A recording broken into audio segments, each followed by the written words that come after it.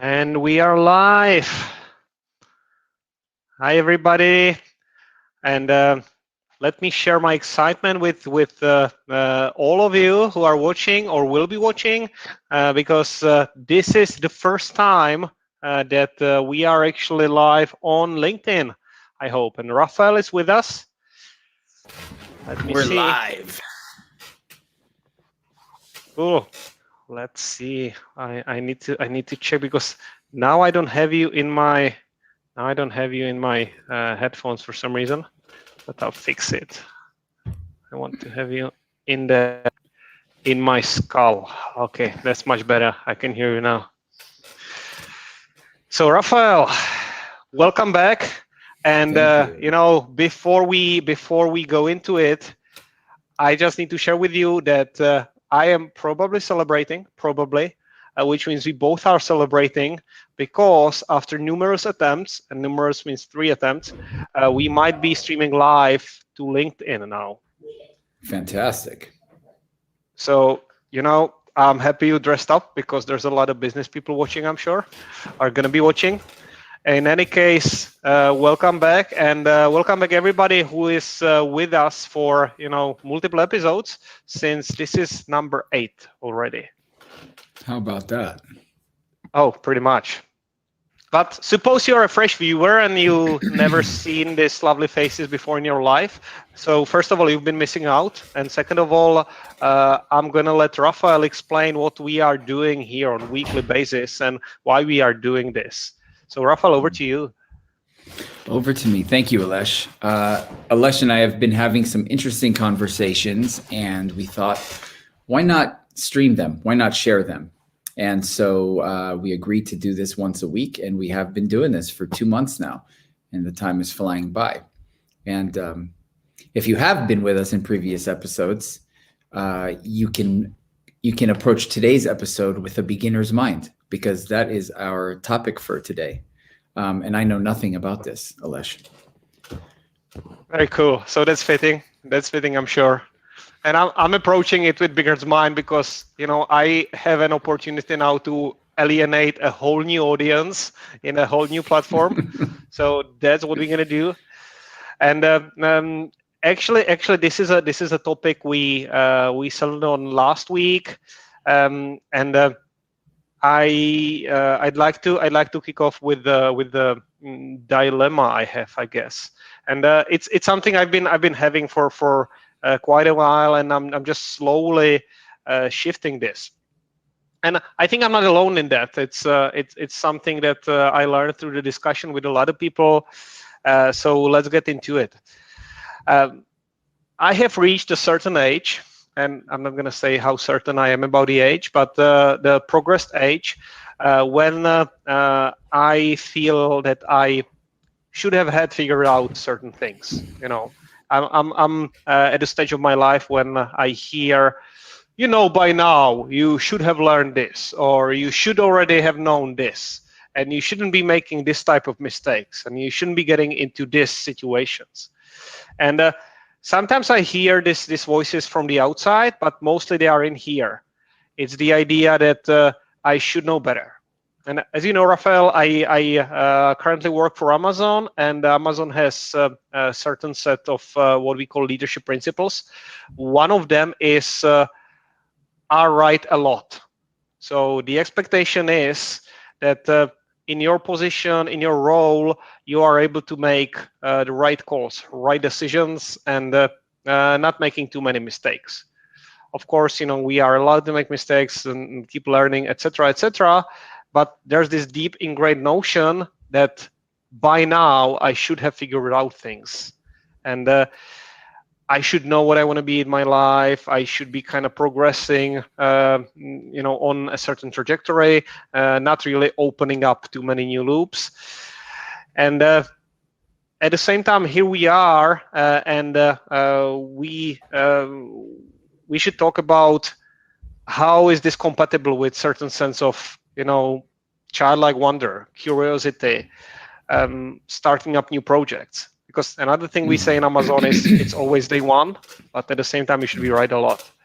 So how do we connect the dots? How are we being adults, grown-ups, the people who have something figured out, and at the same time experiencing this excitement of starting new things.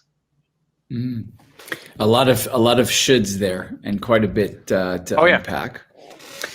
The idea of beginner's mind is to kind of drop our preconceptions and ideas of how things should be, and be open to the possibility that we may have no idea what they will be.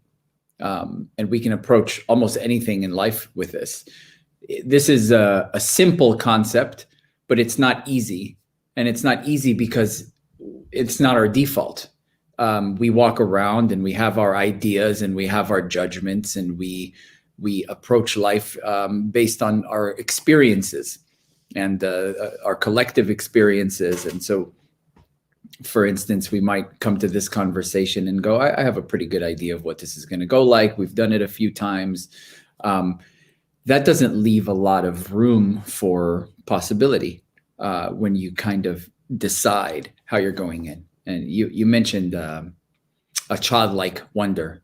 For young children, if you watch young children play, communicate with each other, there's this sense of awe, this wonderment, this not knowing, and this excitement about a newness. And as they get older, you start to see them lose some of that. In fact, my children, I have twins that are 11 years old, as you know, Alesh, and I feel like they are just about at this age now where I am seeing this transition and this kind of transitioning away from, it seems like they're losing some of that wonder, particularly my son. I'll give you an example. We live not far from the coast. We go to the coast often. It's one of our favorite things to do. It's often 30 degrees cooler in the summer than, where we are 30 minutes east of that. And, he says to me, I'm tired of going to the coast. I don't like it. I don't like the beach. I don't like doing this. And so that excitement and joy that was there just a couple of years ago of like, yeah, the ocean is fun. It's full of surprise. You never know what it's. Now there's this like preconceived idea of what it's going to be like. It's going to be boring. I'm going to be sitting there on the sand and twiddling my thumbs, and I'm over it. And we can see that in adults. So how do we bring a freshness? How do we approach things in life with a fresh set of eyes? I think it really comes down to practice, because we can talk about this all day, and then it just becomes another preconception, another idea that we carry around. So I'm interested in practicing with this. No, I'm really glad that you brought up the kind of transitional age.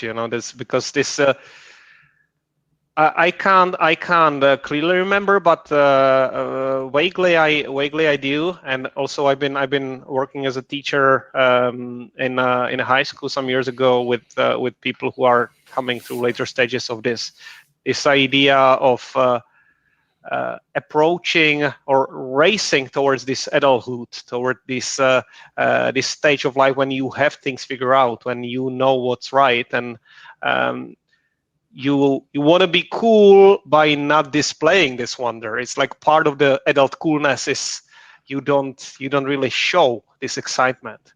Mm-hmm, and I never really understood why this was cool. But I believed it was cool when I was in the stage. That's what I wanted to do. I wanted to be composed and like, of course, okay, I'm fine. Yeah. Are they exclusive? There's this idea of beginner's mind being all this childlike wonder, right? And I can see how that could become very annoying. Like somebody who's just always in this kind of wonder and awe, easily amused, like, hey, okay.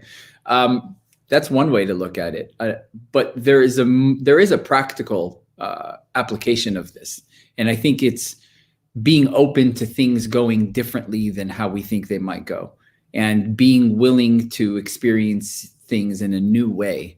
And when we approach our conversations with new people, or even more so, conversations with people who we've already been connecting with, Is there something new we can find there?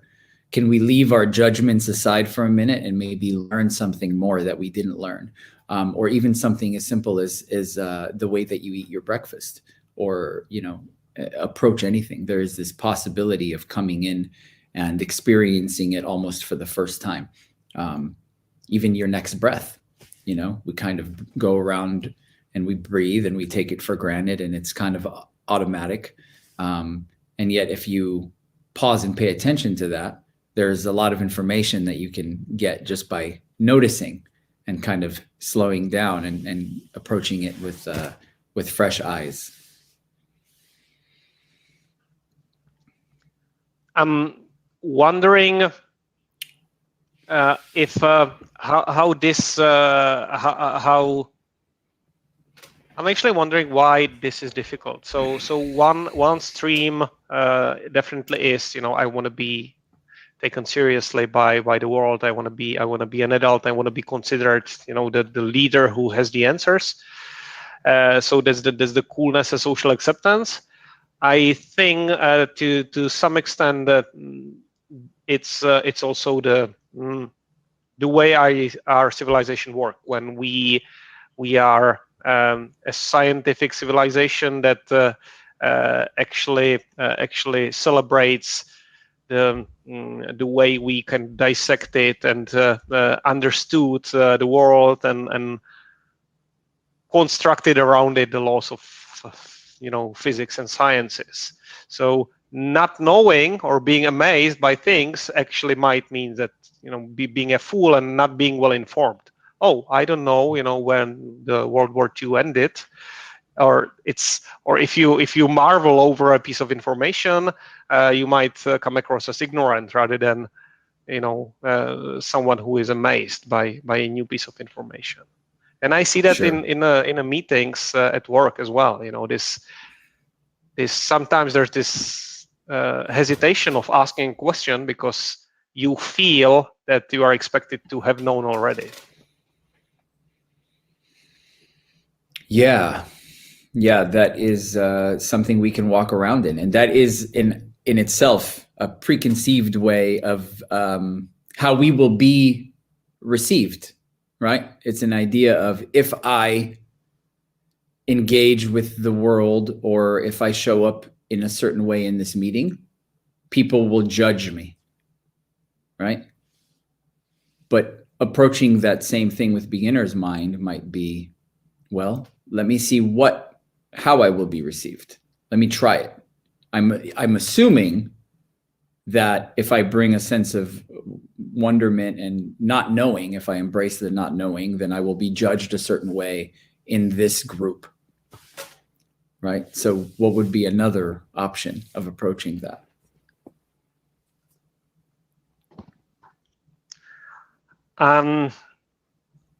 It's no. Let me take this as we do. Let me take this question seriously rather than just, you know, trying to impose wisdom on people. I think I do when it comes to approach to things like in a new fresh way.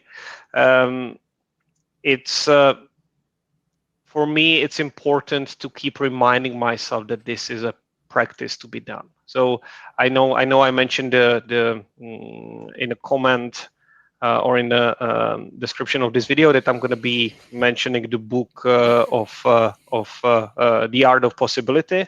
Let me actually put the link to comments.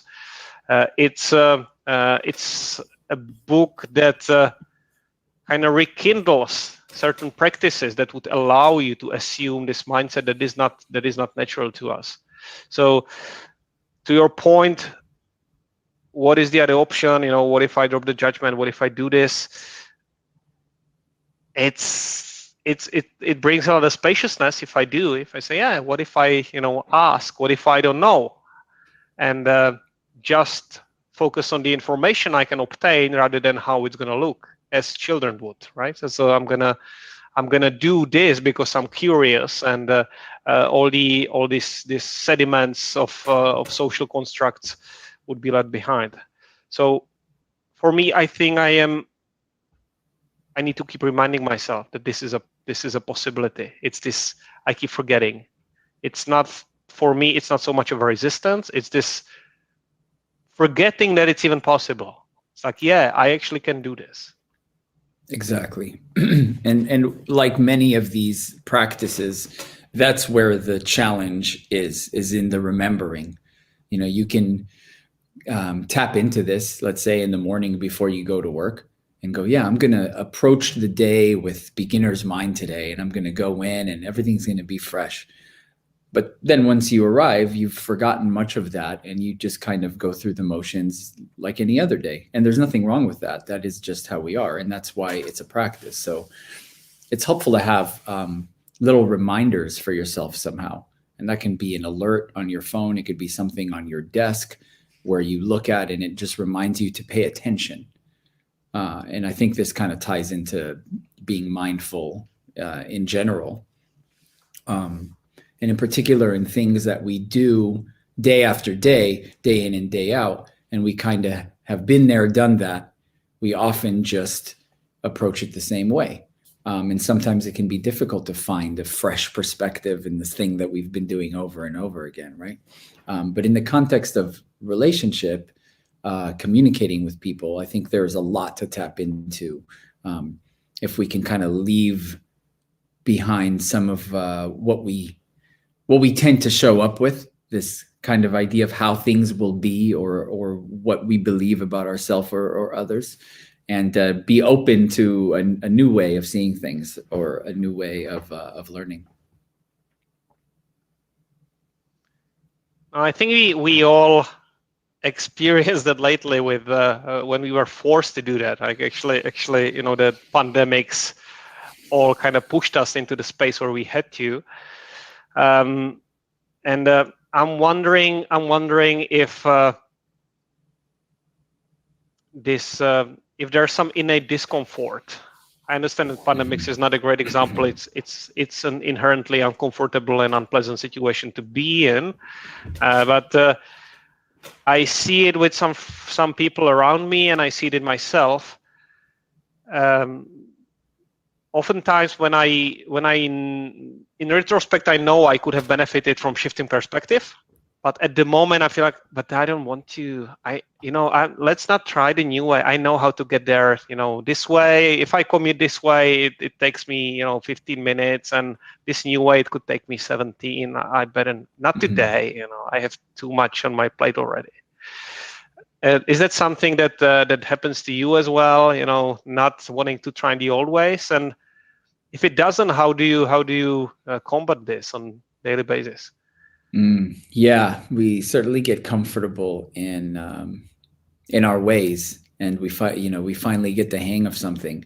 And if I'm not mistaken, Alesh, you mentioned changing your way of commuting, for example, and I don't know if I'm seeing things, but it appears that you've switched your bicycle with a unicycle from where I'm sitting, and I'm very curious about this new way of commuting that you speak of.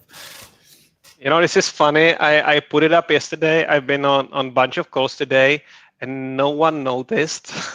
It's just I expected people would. So maybe that's a beginner's mindset. But yeah, good one. I think I can use it for the next video. It's not a commute tool, however. It's just the fun, pretentious decoration right now. Okay. Well, you can see that Alesh is embracing the newness of beginner's mind. He swapped out his bicycle for a unicycle, and what better way to take a fresh approach. To be completely fair, I didn't really swap. So okay, you've still got the bicycle, man. You're just adding more wheels. I like it. That space there was very bare, and so I'm very pleased to be looking at this unicycle. And that can kind of segue into what I was going to speak to next, which is you asked me about getting comfortable with things and then switching things up. For me, the physical things that I do, exercise, various modalities of that, are a great way for me to remind myself how much of a beginner I am. If I'm getting too comfortable or too cocky with something, there's often like a plateau. If you do the same thing over and over, it starts to you start to become accustomed to it, and it's no longer really challenging. And there's there are endless things that we can challenge ourselves with that will quickly remind us of how much of a novice we are in something. And I actually really enjoy that feeling of like, wow, I have so much work to do, so much further to go in this direction. And I have not mastered this by a long shot. And that is a very humbling reminder of how much potential for growth there is if we can keep that kind of humble beginner's mind. Got it. It's I think it's for me, there's this tension between doing things certain way, having those routines, and we've been talking about habit forming and kind of setting up our environment and practices to have, to some extent, to have this the life on rails that will guide you to where you want to go. But at the same time, the beginner's mind, from this perspective, it might look like a distractor. That's the detour. With the commute, it's a literal detour. Exploring different venues might mean that you are slowing yourself down from the progress towards your goal. Would you see it that way, or do you think these are necessary to be together? So I'm glad you asked that question. So let's backtrack a little bit. You mentioned changing the way that you commute. So an example would be like taking the bicycle instead of the train. But that isn't necessarily what beginner's mind means. It can be. Being open to a different way of getting to where you're going. But seeing the same thing that you've been doing, if you've been taking the train every day for a year and you think you know exactly what that experience is going to be like, there is a lot to be open to on that ride, right? So there are things that you may not be paying attention to. So it's not necessarily that you need to change the entire way that you're getting there. It's what are you missing? It's actually a perfect example. Like you've been doing the same thing over and over, and you think you know exactly what it's like. You know what it's like to walk from your apartment to the train station. You know what it's like to wait for the train. You know what it's like to ride the train and to sit there in the seat. But how much more could you be paying attention to? Are you paying attention to your posture? Are you breathing mindfully while you're there? Are you open to engaging with others that are waiting for the train? Is there potential for connection on your way there? So you don't. In fact, I would say that beginner's mind can be applied even more powerfully, doing the same thing that you've been doing, rather than looking for a completely different way of getting from A to B. It's like how much more is available to you there where you already are. Got it. And I see that we have a question in there, which I think you actually answered it. So let me add to that a little bit. I think it's when it comes to planning and beginner's mind approach, for me, it really is trying to fight off the mundane nature of repetitive tasks, which is what I heard in Raphael in your approach. So it's planning to do the task that's a certain time container within which the activity happens, but how it happens and what actually it consists of, that could be changing. Mm-hmm. Mm-hmm. Yeah. And what can you bring that's fresh to the experience if you've been doing something the same way? We go back to the dishes once again. We love to talk about doing dishes on these calls, Alesh. I always love talking about it more than doing it. I like a nice lavender dish soap. It helps.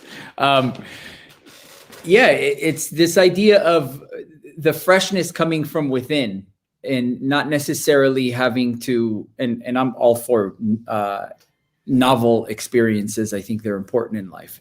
But can we approach the mundane experiences and bring a sense of novelty from within ourselves in the way that we experience them, right? If you've had a conversation with the same colleague or coworker from many times, and you kind of just, I know all about this person, I know what they're like, I know what this conversation is going to be like, I don't want to have, I don't want to sit to lunch with them or have a meeting with them because it's always this way. What role are you playing in that, in it being mundane and always being the same, and how can you bring a sense of freshness to that? Is there a possibility of experiencing this person who you think you know so well in a new way, or bringing a new kind of energy to the meeting that is boring and you've already been through a million times and you know exactly what it's going to be like, right? That's your experience that you've kind of created a story around. And there is absolutely another possibility available to us. No, I think just you hit the nail on the head here. I just today I've been in a meeting when I had this very sense. I was like, oh, speak no further. I know exactly how this is going to go. Mm-hmm. And I know that you are now more and more engaged in coaching and coaching support of others. And one of the key elements is this practice of active listening and suspending the judgment, which basically is a beginner's mind, I guess, because I thought I knew how the call is going to go, and then it turned out I was completely wrong. And I was really surprised as a little child in there, but not because I approached it with curiosity, but because my mind just went on these rail tracks and had to be derailed pretty violently. Sure. Yeah. And a lot of the time when we're feeling that way, it's a lack of presence. We are so wrapped up in how we think things will go that we've already kind of come to that conclusion. So we're not even fully with the meeting when we're in that mindset. We've already decided what it's going to be like. We've already kind of decided that there's nothing for us to gain from this experience. And so we've closed ourselves off to the possibility of things going differently.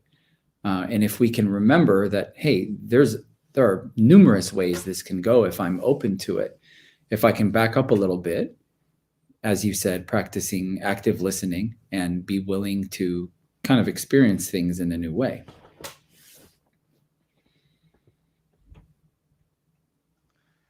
So I'm gonna move towards some practices, something that I believe could be done on daily basis. And I already mentioned the book The Art of Possibility by Rosamund Sander, and it's an author who is famous for bringing in this idea of joy and wonder into daily activities. So she's suggesting multiple practices, which I'm about to try, or actually I'm trying them out.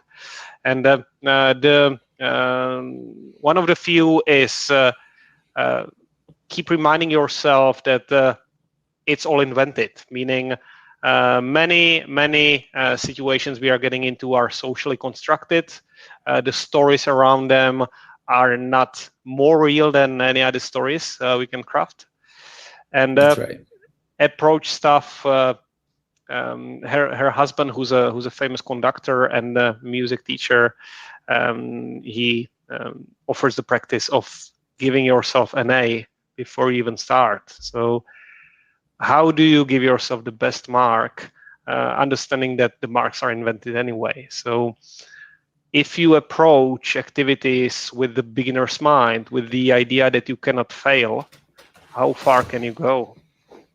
I'm going to bring it back to the children. So I understand that part of growing up and education is recognizing the risks.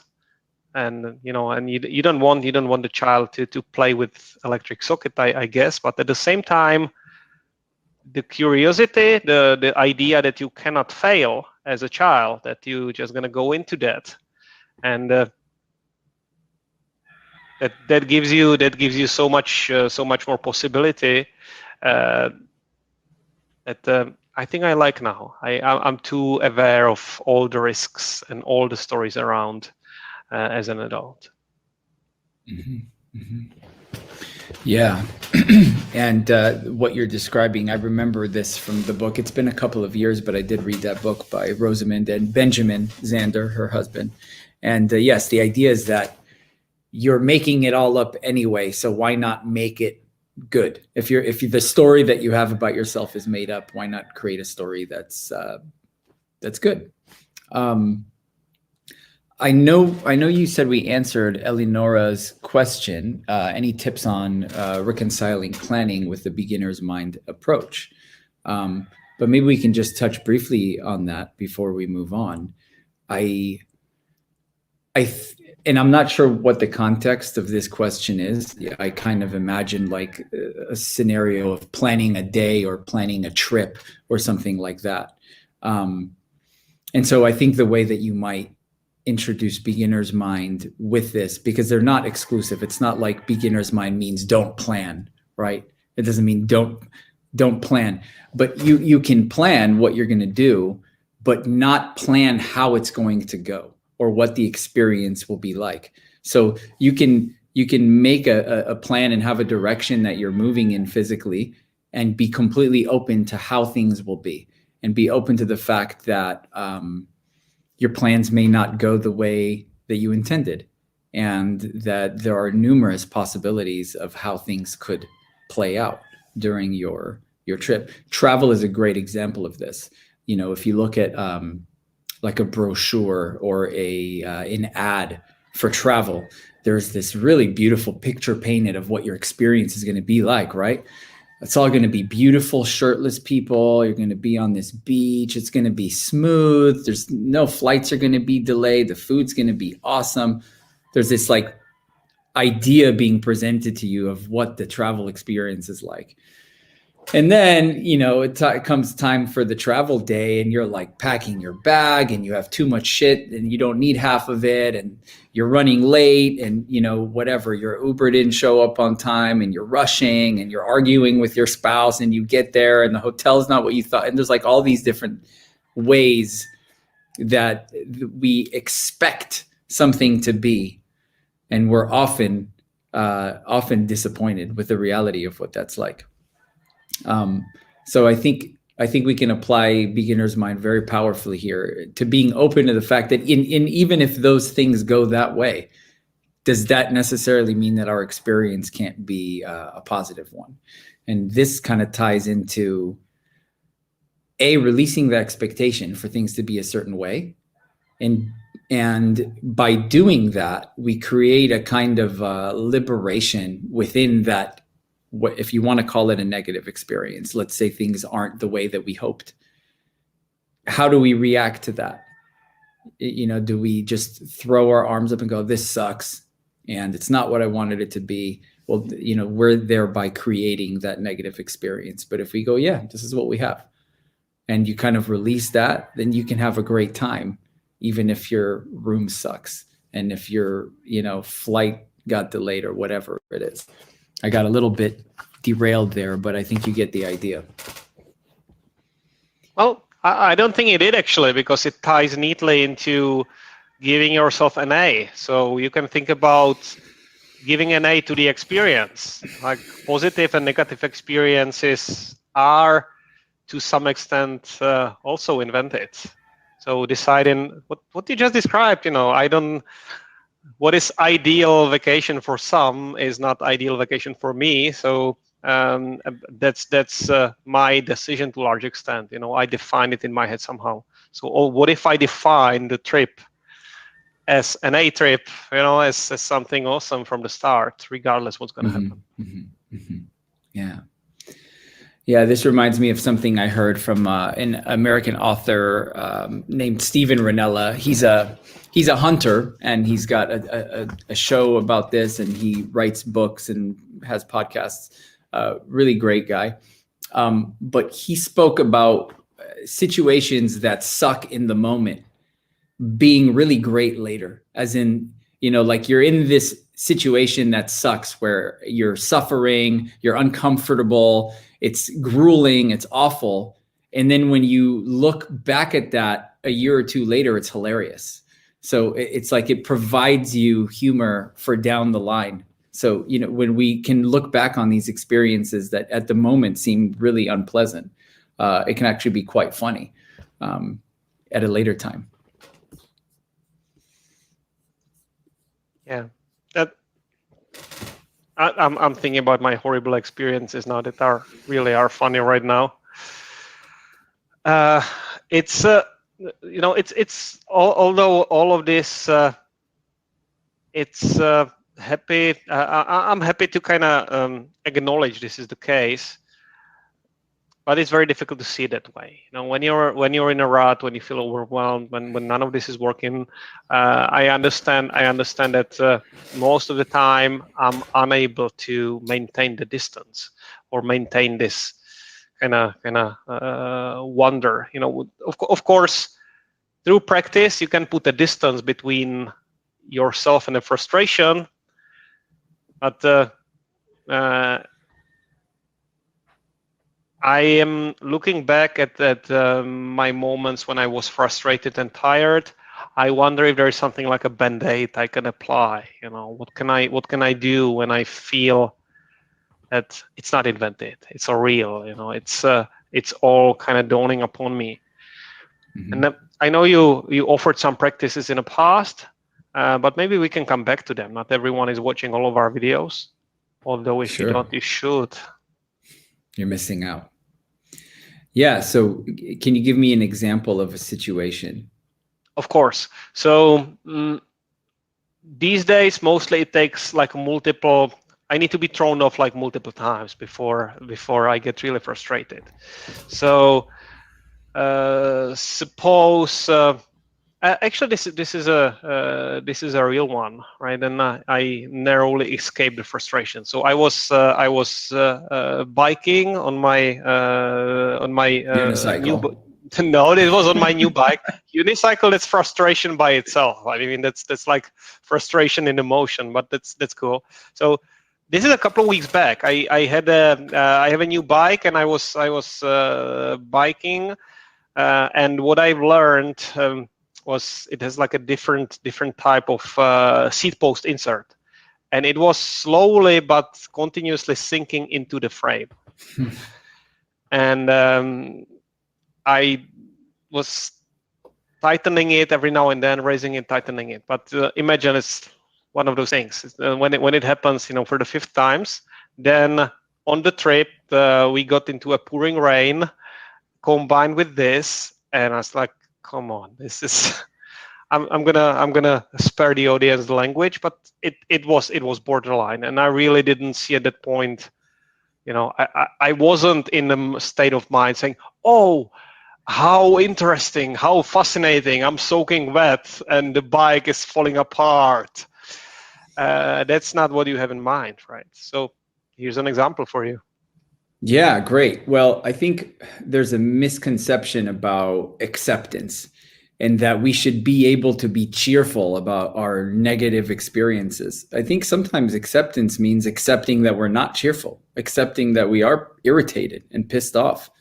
And then we can get into a little more subtle and nuanced way to deal with that, of like managing the reaction, right? So we can acknowledge that we're frustrated and irritated. But then what's next after that? I mean, how are we behaving? How are we reacting? And what's the difference between reacting and responding, right? Reacting is like a knee-jerk reaction. Your seat falls into the bicycle, you're pissed off, you yell or you curse or something, this damn bike, whatever. Great, fine. But if you can catch yourself, if there's a moment of recognizing, then you have an option. You can continue being angry. And at this point, it's a choice. If you have the clarity of mind, which in my experience has come with practice, with formal practice. then it becomes a choice. How long will you choose to stay angry? Minutes, hours? It becomes a choice. Now, this doesn't mean that you have to smile and be cheerful like you've just had the most amazing day. Like, you can be with that feeling that you have. That's okay. There's a tendency to want to bypass these negative emotions. There is a way where we can accept them. It doesn't mean we have to nurture them. It just means we allow them to be and pass. And just within that, there is a sense of ease in the absence of resistance to the negative emotion, if that makes sense. And so we're not trying to flip it and turn it into some joyful thing that it isn't. It's just like, yeah, I'm pissed off. I'm having a kind of annoying day. I'm annoyed with this bike. I'm annoyed with this. And I'm annoyed that I'm getting annoyed, right? It like keeps going. You then begin to judge yourself for the way that you're reacting to things. And so this is why being able to have that little space between the trigger and the behavior is huge. And also being able to recover. So it's a waste of energy to then continue and then nurture the grievance and layer guilt and shame on top of your, appropriate or inappropriate reaction by then continuing to kind of layer the guilt on. There's a way of just letting that go and going like, yeah, today's kind of this way, and that's how it is. Yeah, this is certainly an approach that's not professed by many. It was like, cheer yourself up, pull yourself out of the misery and stuff like that. So I appreciate it, and that's actually something I would like to look into later on, specifically the negative emotions and how to maybe not manage them, because that sounds like something you need to industriously remove or surgically remove, but how to live with them. Specifically anger. I have anger is something so that I feel is so suppressed in that we don't even talk about it. So idea of exploring anger with curiosity is something very intriguing, but sure, almost unimaginable to me. And having an outlet for that, one of our favorite teachers, Leo Babauta, has spoken about some of his practices around this and the importance of being able to release it. I believe one of his practices was shouting into a pillow and being able to get that out. For me, I find that vigorous physical exercise helps a lot. I just feel like I have less of that energy for anger because I have an outlet for that. When you challenge yourself physically so much, there's not a lot of that left. You kind of, squeeze out that energy that you have. And I feel a lot more calm as a result of that. So yeah, I think it's a really important point that you touched on, because it's we can notice these things come up, and then it's worth our while to ask, why are they coming up? And if they're coming up very frequently, if you're finding yourself angry a lot or very frustrated a lot of the time, then it may be worthwhile looking at what is causing that, or what is causing you to react in this way. What is it about your circumstances or the things that you're paying attention to throughout your day? How are you spending your time? And how is that contributing to the circumstances that you say you don't want? Yeah, it's actually it's the emotion itself is just the opportunity to approach it with curiosity, right? So what are the layers in there?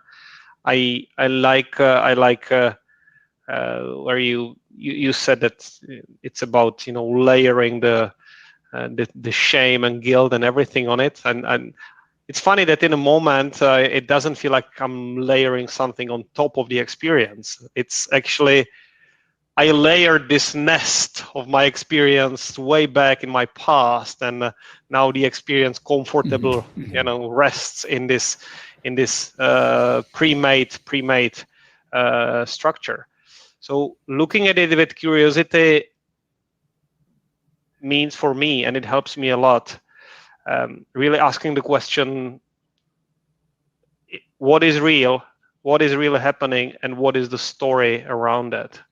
And that's not difficult to do. It's fairly easy for me, at least now, after practicing it. It's easy to separate the story from the fact. And of course, the story is still having some power over me, but understanding it's a story helps immensely. That is an excellent way to look at it, and that is the type of practice that helps pierce through these types of experiences. And this kind of brings us into what I like. Jocko Willink refers to this as radical responsibility. And, this is not an idea original to him, but the idea is that we really take responsibility for all of our own shit.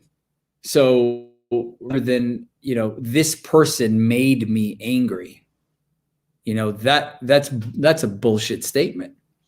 We became angry. This person may have behaved in a way that triggered us and caused us to behave, or led us to then behave in a certain way. But this is our responsibility. We are responsible for the way in which we conduct ourselves.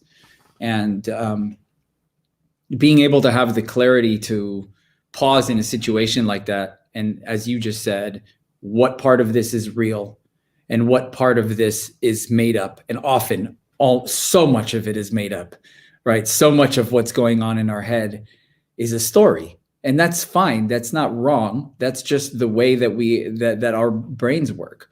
And that's why regular practice, examining our life in this way, focusing our attention in this way, allowing, a few minutes a day to just sit and notice the way that our mind works, helps create that little bit of space in between the reaction and whatever it is that we are reacting to.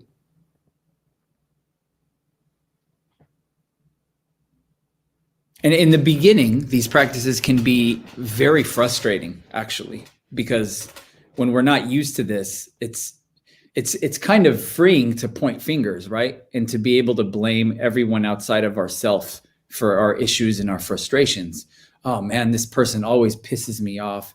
My children behave in this way, and my spouse did this thing. And if only they changed their behaviors, I wouldn't be having this negative experience, right? That's not taking responsibility.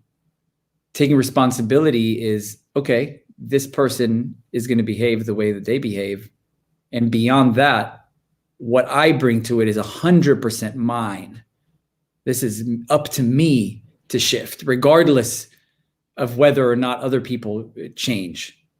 We have to become that, and we have to, just take that responsibility. And in the beginning, it sucks, because when we can't point the finger at anyone but ourselves, when we're not used to taking on that kind of responsibility, it can be kind of infuriating. Like, oh, what do you mean everything's my own fault? Is that what I'm understanding here? And the truth is, yes, it is. It's ours to deal with. And then it becomes a responsibility to then remove ourselves from certain situations that are unhealthy and things like that. We shouldn't become complacent in that way, but we should take a very close look at what we are contributing and how we are carrying ourselves. Yeah, I agree with most of it. I think what I would caution against is using the word fault in here. It's your or fault, because that's it's that assigns the blame already. So it is your responsibility, of course. But putting it as a fault means there's some story saying there's right and wrong, and you did something wrong. No, you did something. It had consequences, and you need to own those consequences. And maybe, of course, you're not the sole owner. There was the other party. I think I was overdoing the my fault part. Always like, yeah, it's my fault. And so, because the follow-up is, what did I do wrong? and what does that mean for me, and what kind of person am I being? Doing things wrong didn't always help me. Yeah. So I spoke about the beginning of taking on this practice and how it can be kind of infuriating, but ultimately it's incredibly liberating, because you then have such a responsibility for yourself that you're not hinging yourself on other people's actions. You take full responsibility for your behavior. And it's with a little bit of practice, it's incredibly liberating to say, yes, this is up to me. I'm in charge here of my own actions, of my own words, of my own behaviors. And that doesn't mean that it will always go smoothly. We're going to screw up. It's going to happen. It's going to happen forever. How can we recover from that? How can we clean up our messes? And can we have the integrity to step up and say, yeah, I screwed that up. I behaved in a way that was, and I don't even want to say out of character. Our characters are always changing, and we have a lot of influence on how we do that. But if you notice a certain behavior or reaction in yourself that you don't like, this is where we get into like the options of like, you can layer on guilt and shame, and you can go into a loop of how you screwed up and how, you're not worthy as a person because of it. Or you can have a clear alternative direction of how you would like things to go next time. And so having the integrity to say, yeah, I screwed this up, but it's not going to happen again. Or I will pay more attention next time. Yeah. I think that's the way I tend to look at it lately. And it ties into something that I think we can actually tackle next time, because all of this is strongly connected with what I would call failure or pain avoidance. We live in a society which engineered, very elaborate structures to shield us from pain. Through medication, through this, these dopamine machines, that I can just do this, and it's very, and we all have kind of short fuse when it comes to accepting discomfort and pain. So beginner's minds might start with exploring some mild discomfort. What I would suggest as a practice, and it would be uncomfortable, I think, is try to take a mundane object that you're using every day, and I commit I'm going to do this with this cup, and try to explore it as if it was new to you. Try to come up with 10 things that you didn't know about these things, and the pain in here would be boredom. I know, like, what the hell? I've seen this a million times. There's nothing in there. Let me just watch Netflix instead. So the pain of boredom, pain of mild discomfort, pain of mild annoyance. Oh, my navigation in a car didn't start up in 2 seconds, but in 4 seconds. What a pain! I think that's a good place where to go and where to start exploring. And this is a long rant. So Rafael, what I would like to offer for the next topic, I'd like to actually go into the how pain is serving you, because I know you've been reading and quoting and requoting Goggins' book, and I know you're living it. What do you think about anything I just said about this long rant?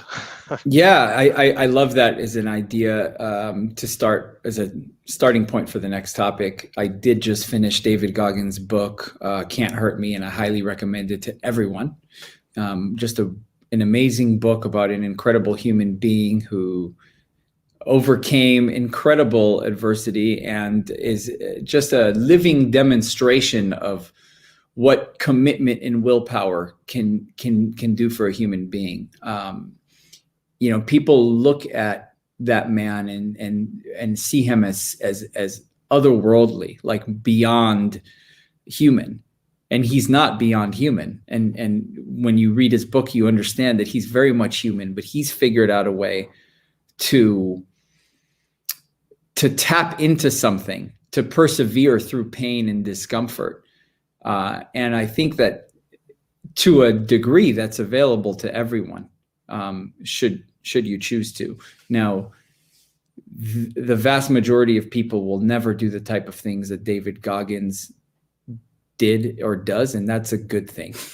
We shouldn't all aspire to be David Goggins, and that's not what he's advocating either. But he is suggesting that we take a look at the limitations that we set for ourselves and how much more there is to tap into. So yeah, I'd love to explore that more on our next episode, Alesh. Sounds good to me. So I'm wondering, actually I'm gonna show up with the 10 new things I'm gonna find about this cup. Hopefully I'm not gonna have to break it to come up with this novelty. So I commit to that, and I like to actually outline what's happening in these calls with between Raphael and myself. For those of you who have never seen one, we are meeting every Tuesday now, same hour, and we are kind of discussing with this loose format a topic that is important for exploring the possibilities in our lives, to use the Art of Possibility book title here. And the topics are fairly broad, but we are offering some practices that worked in our lives. And also we are being open about the struggles we are having.